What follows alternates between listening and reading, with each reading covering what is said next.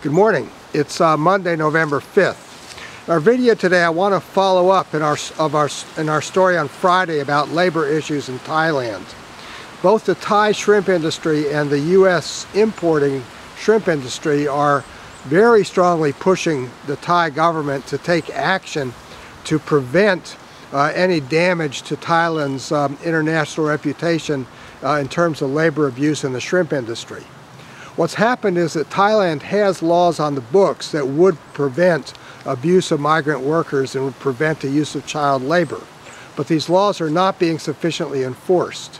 What's happened is that in a series of meetings last week, the U.S. government, through the Deputy Chief of Mission in Thailand, explained to importers that Thailand was, quote, too close to comfort to being pushed into a Tier 3 listing on labor abusers, which is a very negative rating and would cause a number of major U.S. buyers to reevaluate use of Thai products in their supply chain. The shrimp industry has been pushing the government to act on this for a long time, and on Friday the local Thai industry published an open letter to their Prime Minister in the Bangkok Post, again pleading for enforcement.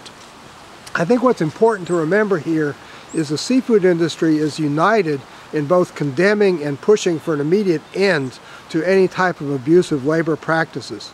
Nobody who is in the shrimp industry depends on the use of illegal labor in shrimp peeling sheds. It's a clear abuse and it has to be stopped.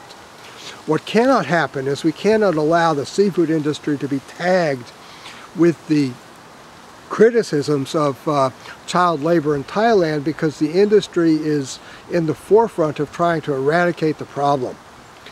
One of the things that's happened, unfortunately, is that the people who are opposed to shrimp farming and Asian imports have seized on this to sort of somehow suggest that the shrimp industry itself is profiting from this. Nothing could be further from the truth.